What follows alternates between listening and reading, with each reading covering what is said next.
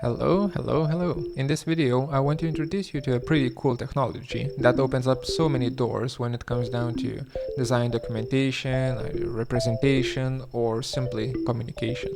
I'm talking about augmented reality, of course, which is, in simple terms, a digital model that is aligned with the real world and works almost as this kind of a layer on top, right? The real enhanced by the digital. And in this case, we'll be working with an AR, augmented reality plugin called Hologram, who have, by the way, sponsored this video. I thank you. If you're new to Rhino, they have a 90-day free trial for you to check out the software, and I'll leave a link to it in the video description below. And Hologram, it offers 14-day free trial, also link in the video description. So first of all, I have to note this will not be the best Hologram tutorial out there, simply because, well, they have an excellent tutorial set already uploaded to YouTube. Instead, I'll be showcasing the functionality with the hopes that more and more use cases will emerge in your mind the longer you're watching. Alright, so step one is to actually install the software, install the plugins, right? You need it on both of your devices, a computer that is running Rhino, as well as your AR device, which is in this case my phone, right? Or your phone. So both the Apple App Store, forgot the name of it, as well as Google Play Store for Android have Hologram. So here you can just simply search for it, Hologram, and get it installed through the App Store, right? I already have it installed, so I only have the possibility to open it. Here in Rhino, you simply type in Package Manager, if you can type, and then you type in Hologram. There's going to be two options for you, Hologram as well as Twin Build. Twin Build is used for when you're using HoloLens 2, a quite expensive AR headset, and simple Hologram is plugin is used for, if your AR device is your phone.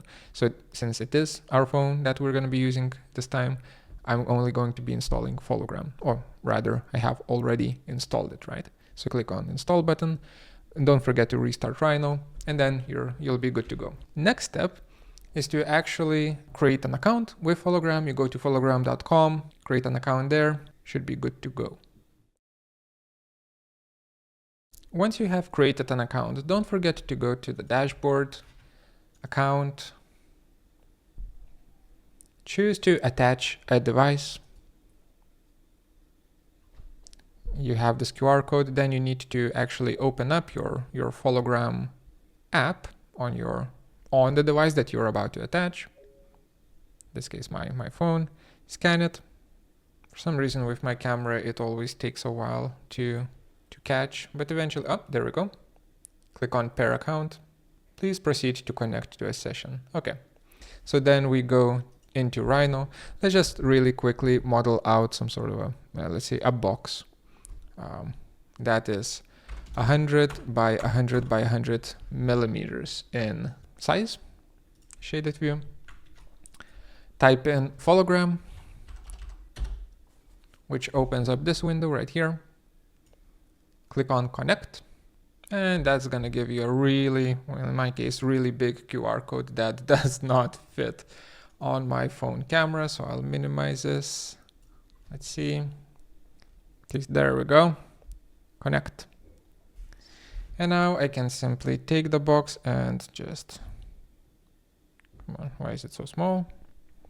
Does not read the size properly. That's fine. I can just place the box right here, let's say. Oop. Jumping around, whatever. The connection has been made. Actually, let me try to reset this so that it's placed a little bit more properly. Let's say something like that. Oop. Yeah, it's still dragging around. Not sure what's up with that, but hey, it is what it is. Okay, so we have our box here, and also as a bonus, we have my phone here. So now everyone knows that I'm using Galaxy Note 10 as my phone. Anyway, that works, and now we can move on to the next step. All right, so let's try out our first test, or rather, let me show you the first showcase of the functionality of Hologram.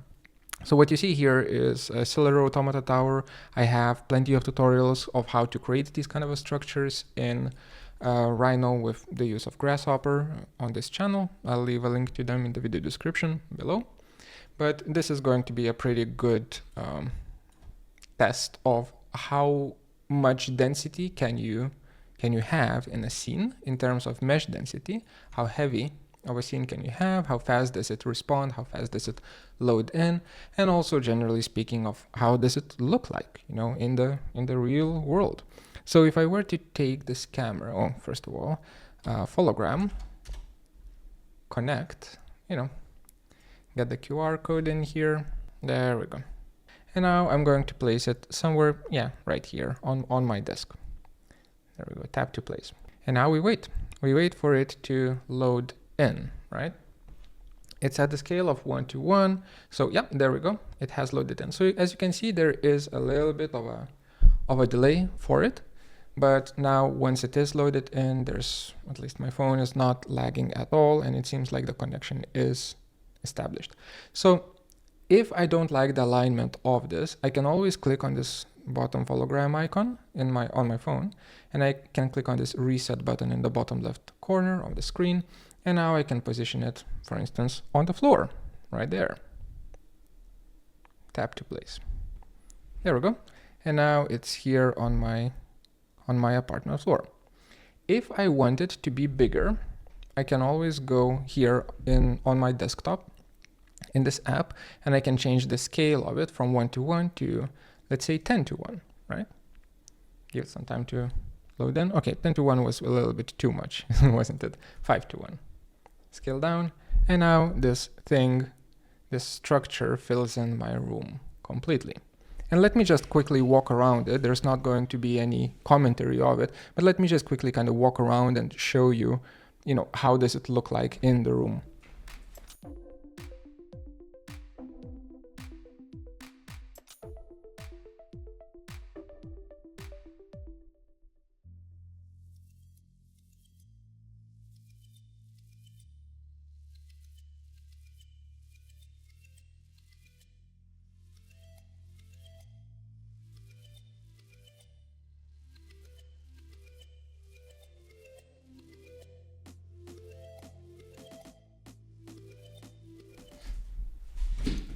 As you can see, I can quite easily, you know, navigate around it. It doesn't drift almost at all, and it just simply seems to be pretty stable.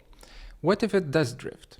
Well, for that you would need a marker, and I can show you how to make one really quickly.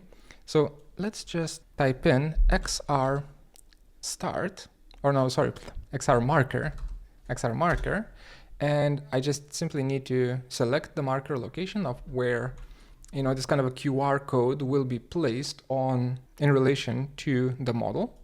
So I'll just say somewhere here, doesn't really matter, and enter market label or skip to generate. So the label that I will use is going to be called M1. I already have it printed out. So it's going to be M1. I hit enter, and you can see here a marker is generated. So how to actually get the marker out in the real world? Well, for that you will need, of course, a 2D printer to get the QR code, but you can simply type in XR marker again, and this time just click on print all. Print all. It's going to ask me what are the markers that I want to print. I only have one. I'll just click on print, and now I have my PDF, right? And of course, like in terms of the size of the marker here, I used A5. You might want to use a smaller one, a bigger one. I believe the bigger the marker, the easier the alignment process becomes, but it is what it is. So A5, I printed it out, cut it out, and now I have it. One thing about the marker is that if I do full cam, nice. If I do full cam, this is the origin point right here. That little triangle is where, if I go back to screen, that little triangle is where this M1 point is going to be located. So let's see if that works. Let me just take this marker and let me just put it on the floor. Let me grab them so that you can see.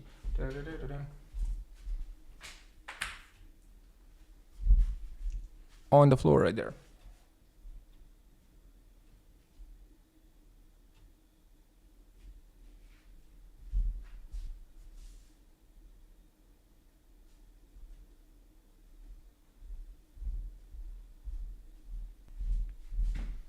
As you can see, let me make this smaller so that it's not as intense.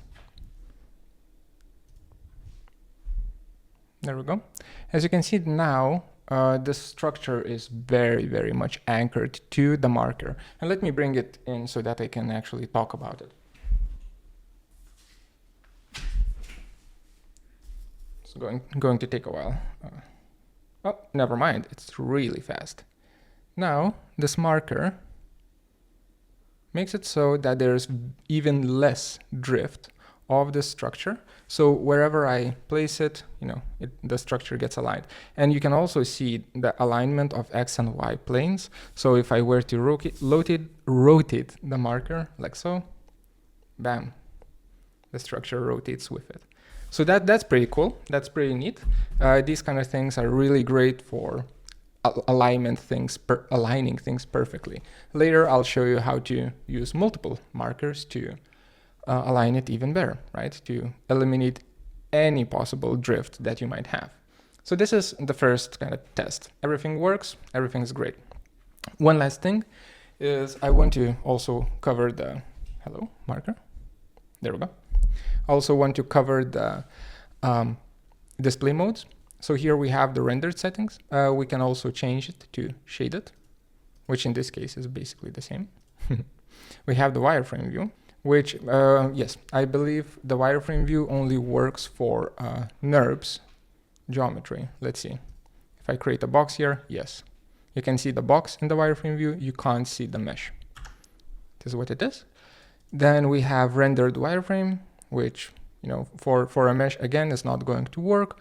We can do occluded wireframe, render silhouette, and so on. I believe rendered silhouette might actually render the silhouette. Wait, yes, it does. So for the mesh, you can't really see it that well, but on my screen, I can clearly see the outline of the mesh. So at least that one works for meshes. I assume occluded silhouette, yes. That also gives me the silhouette of the mesh, which is great. Right, so here we have our different settings. In terms of rendering the material, the materials do transfer of whatever you have selected in Rhino.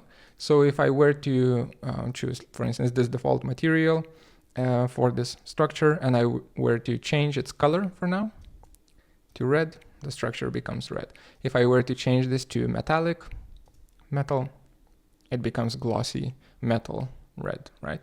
Of course, it's not going to be, photorealistic because the processing power or processing is done on your phones, but it's, enough to indicate differences in materials and in material behavior. Okay, next up, we will do a little bit of Grasshopper shenanigans. Let's do it. This is a script that I've used to teach a group of students of how to do these cellular automata towers. And by the way, available for Patreon supporters. If you support the channel on Patreon, you get all of the stuff that we do here on the channel for free. A big Excel spreadsheet with a bunch of download links, basically. So link in the video description below for you to check that one out. But this script right here, now with Hologram installed, has all of these sliders have an additional little icon next to them. And those icons, that means that if I click on this icon, let's get rid of that. If I click on this icon, now this will be visible in Hologram, right? In the app. So we'll get to that in just a second. I'm unticking it. Before I do that, I want to show you how to actually push geometry to be shown over the app, over AR.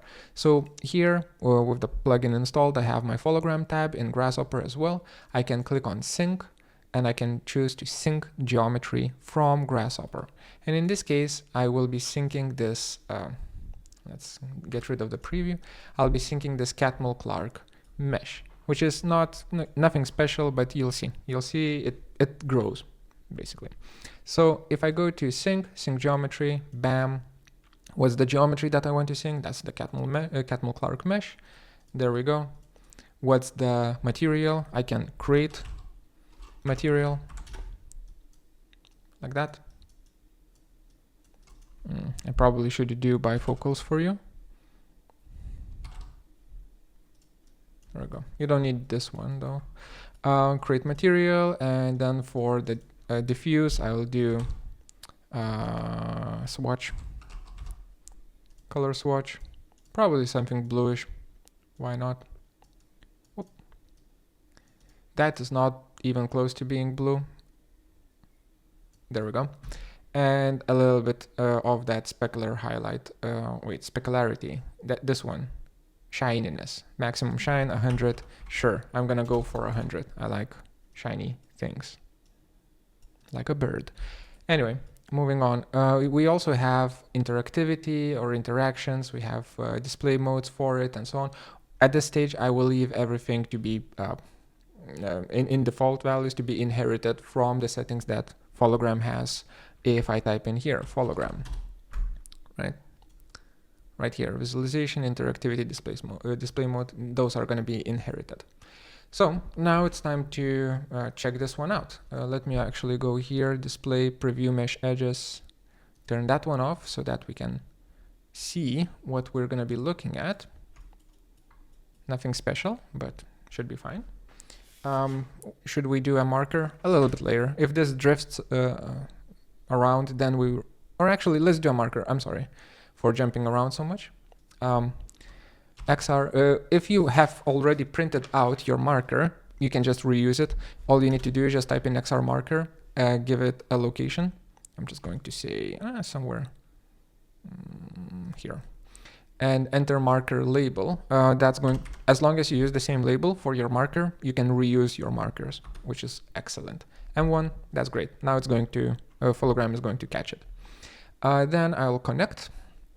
I have my QR code. Let's connect there.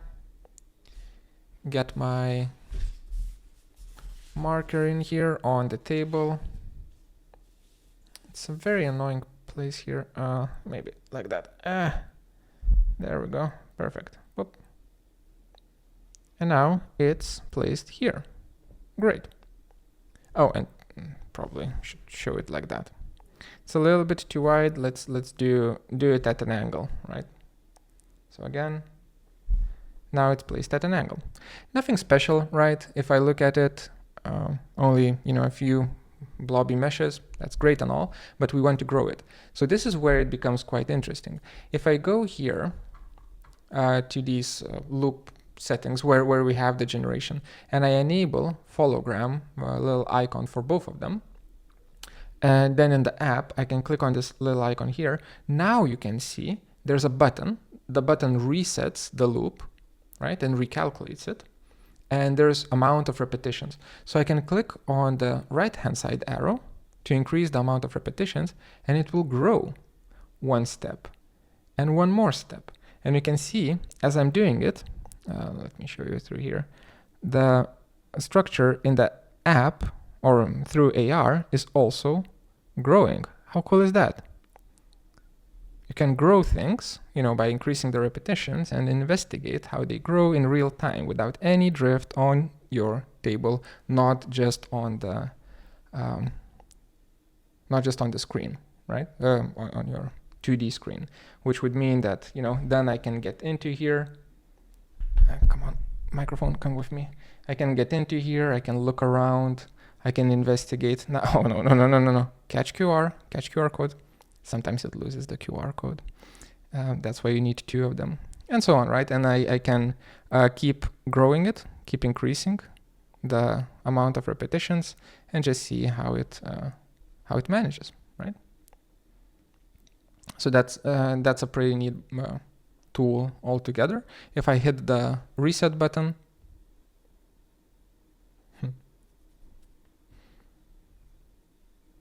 then I can see how it grows to 16 generations in real time. Well, kind of real time, depends on your computer at this stage. All right, so that is Grasshopper, right? Of course, as you can clearly see here, there's much more of hologram, like opportunities, I guess, or things that you can do with hologram in Grasshopper. Let me hide that. There we go. There's much more opportunities of what you can do with hologram in Grasshopper. This is just the bare minimum that I'm showing you, but I feel like the bare minimum already kind of gives you ideas in your head of how you could use it. And later down in the video, I'm going to show you one more thing that I did with hologram and Grasshopper that's slightly more interesting than what we have here, but I think that this one is already pretty cool. So let's move on to the next step. Alright, so I've covered the basics of hologram with Grasshopper, but I also want to show you a use case, right, of how I see students, for instance, using hologram to present their projects in a cool way, in a more informative way. So here, as you can see, it's a Nakagan capsule tower, a portion of the Nakagan capsule tower's capsule, rather. And I also, what I have here is, the light is very bad. Never print in white PLA, but that was the only one that was available. I have a model, a physical model here that I have printed. And you can see that it's missing parts, right? I also have QR codes. Actually, I have 2 QR codes. Those 2 QR codes are going to be used to align a digital layer on top of the physical layer, right? So let's go back to the screen. You don't need to look at me. So aligning the digital over the physical with hologram is actually quite easy. All you need to do is, have those 2 anchoring points and make sure that the distance between them, between M1 and M2 is exactly the distance what you have in the real world, between the QR codes and those little triangles that I was talking about previously in this video. So if I measure the distance here, it's going to be 200 millimeters, something like that. And I can quite easily, give me a second. I'll just move those in because there's not enough space on my desk. And I can very easily just attach these QR codes to my desk, and you'll see how in just a second. There they are. It's duct tape. The answer is duct tape. That's how you fix QR codes to your desk. And now it's time to align my physical model with the future digital layer, surface layer, with digital layer on top. So to align it, I need to actually put down my phone just for a second, and I need to measure the distance from this corner point to here in X and Y direction so that I can adjust the physical model. The physical model needs to be aligned, perfectly with both of these points. All right, there we go. So the model is now placed in the correct position, and you can see that hologram really wants to add the digital model, onto the physical model. Actually, let's let it do it. Let's see how much we're misaligning. So let me just scan the QR codes here, one, and then scan the other, and there we go. It snaps. And I can make micro adjustments actually here to find the correct position. This seems to be pretty close. 1 second. Yeah, that seems to be a-okay, right? So now I can just hide the print model here in Rhino. There we go. And we can take a look at the Grasshopper portion of this. All right, so with Grasshopper running, let's just change to shaded view. And this is what you see. Let me quickly guide you through the different meshes and different settings here. So here I have a toggle to explode the front wall, the side wall, and the rooftop, and I sync the data, right, the geometry. Then we have a robot that is shiny. You can see him sitting right there. And then we have our table and a door that I can open or close. So let's play around with those settings. Let me just open up here. Also, the robot is really cool. It's just there doing its thing. It's pretty nice. Okay, so I open up this menu here. Boop. And first of all, I will click on this explode button. The capsule closes off. Right. Okay. Then I can keep it, explode it. There we go. And we can play around with, for instance, the table, right? So here I can choose to open the table or close the table in the app. And it's slightly drifting because it's not catching both QR codes need to be on the, whatchamacallit. Both QR codes need to be on the screen for it to anchor to them. So it's a little bit annoying in not being able to do so, simply because they are so large compared to the size of the model. But hey, it is what it is. So I can open and close the table, which is nice. Looks quite natural. I can close the door, right? So that's the entry door. And I have all of the different layers here, right? That I can enable or disable. So that is a pretty cool use case where you can create an app where people can actually interact with the interactive parts of architecture and see how does that table work with the robot and or rather with the space, and does it intersect with anything, and when it falls in, does it complete the space, and blah blah blah, right? So that is a really, really nice use case. I suggest that you try it out as well and just have an app ready. Next up, I'll show you a really cool button that you can press, which is the upload button right here. Okay, so now we're back with our original CA tower, Cellular Automata tower. I will just let it grow for a little bit. Let's say 20 repetitions, something like that. And then we will see how we can actually share this model, the model that we have grown, with other people, right?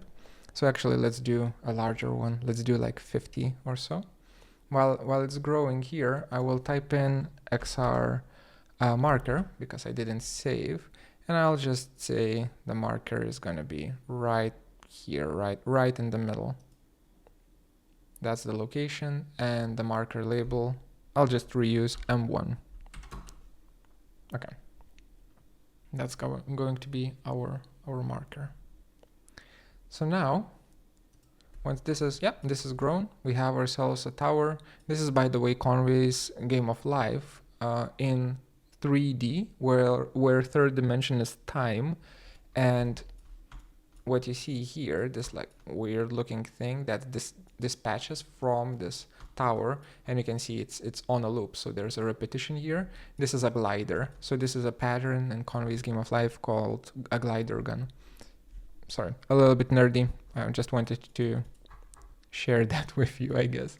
Anyway, now if I type in hologram, I don't need to bake anything in, no need for that, no need to do anything like that. I can just simply click on this upload button here. And then here you can see that my file gets uploaded to Hologram's database.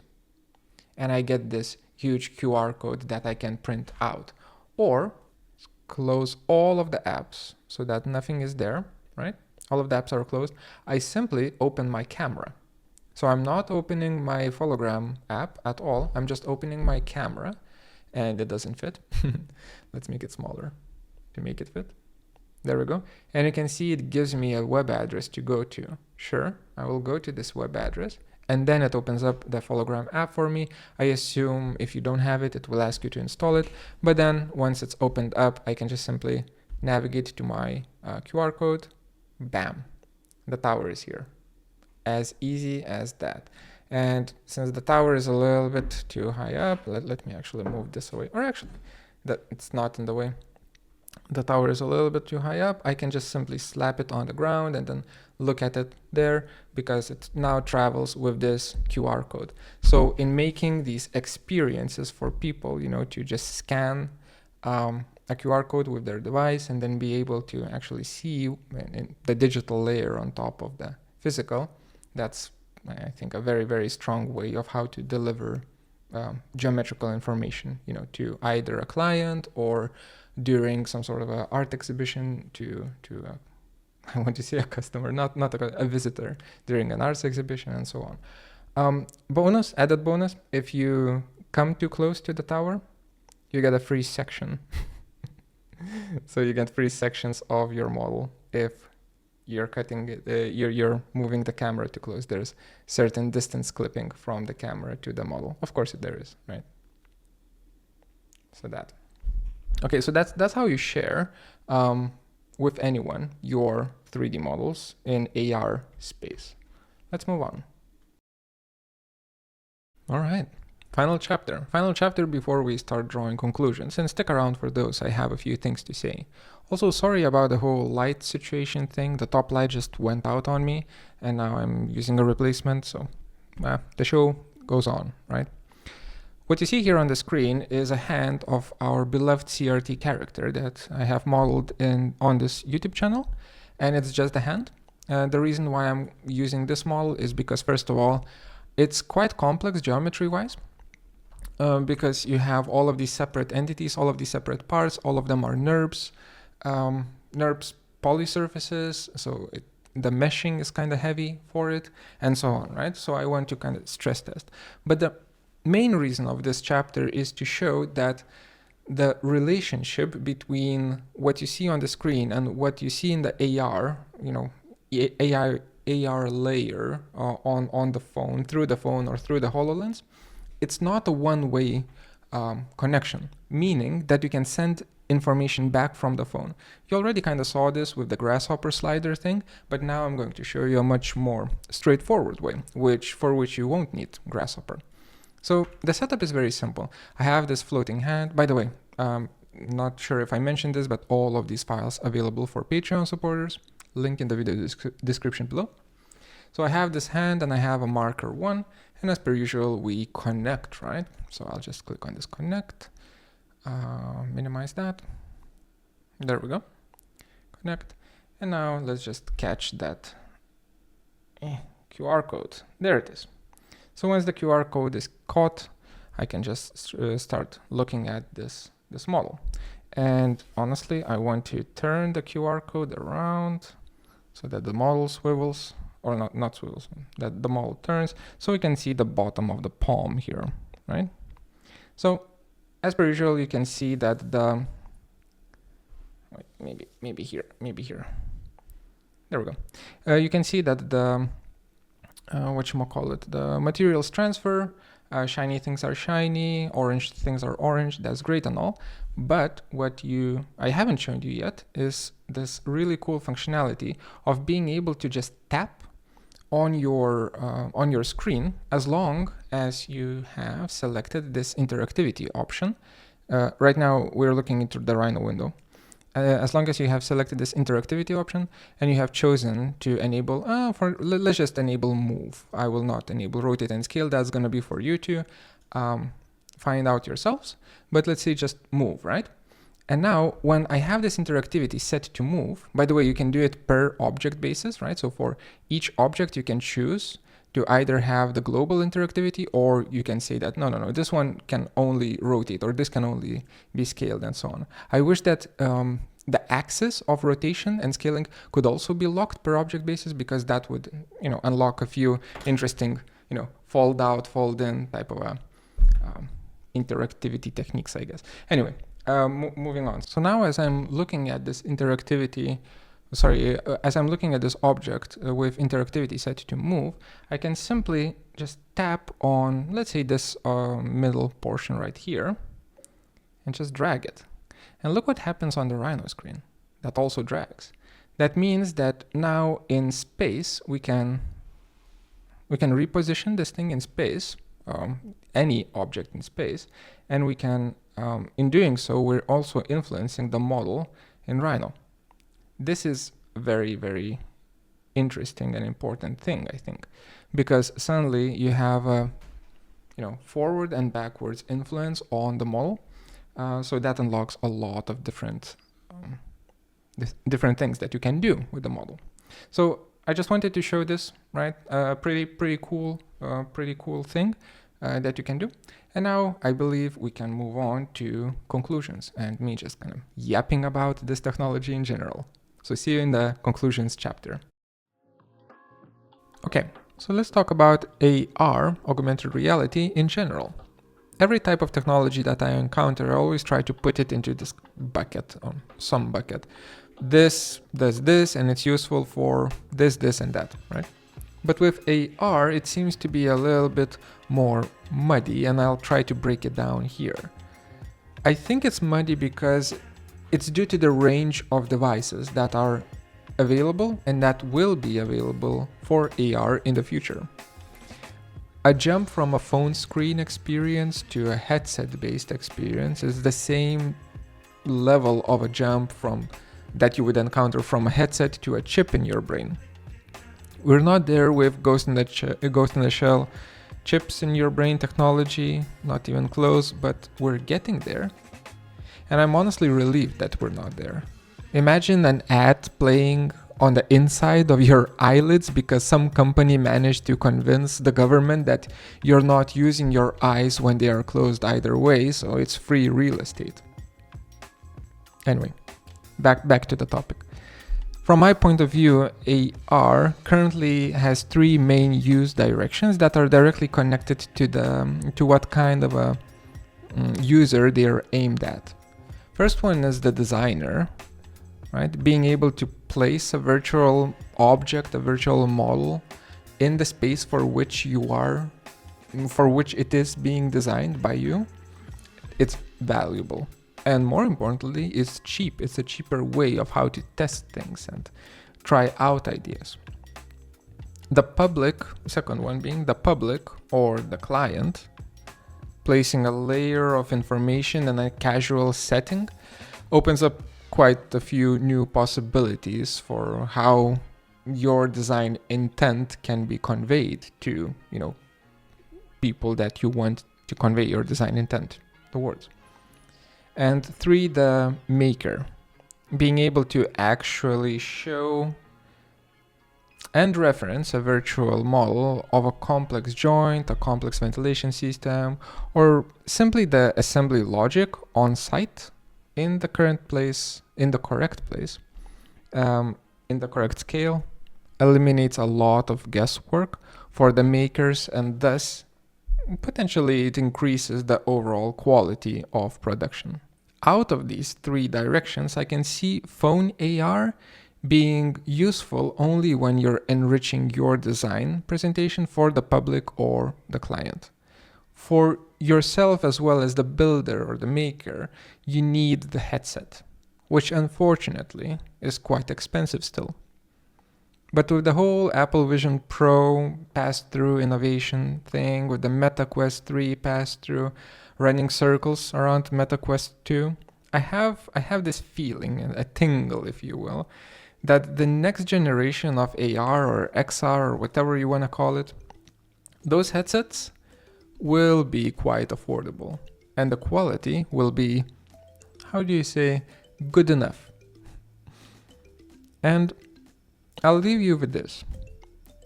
When I did a short talk about AI replacing rendering jobs, 3D rendering jobs, I would always say that there are these three levels of design representation. There's the static one, there's the dynamic one, and there's the interactive one. Static will get absorbed by AI first, then dynamic will fall, and I'm not sure about interactive. Maybe there's not going to be any direct influence from AI in there. It's too far. It's hard to say. Right? But in this case, I'd like to add a fourth level to this.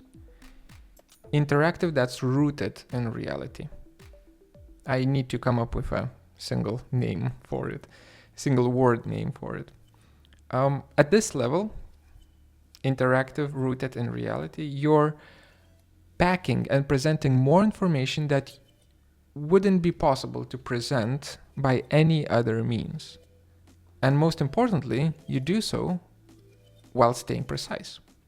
That's what amalgamation of reality and the digital gets you, right? And since most of us use Rhino, Follogram is the app for that.